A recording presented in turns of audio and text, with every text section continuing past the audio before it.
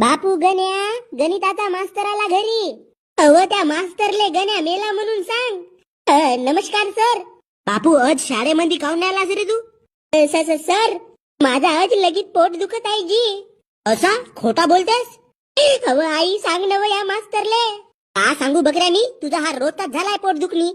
अजी नाही जी सर, अजी मी 4-5 वेळा हगायला गेलो. खरं म्हणतीस माझा पोट दुखत आहे सर.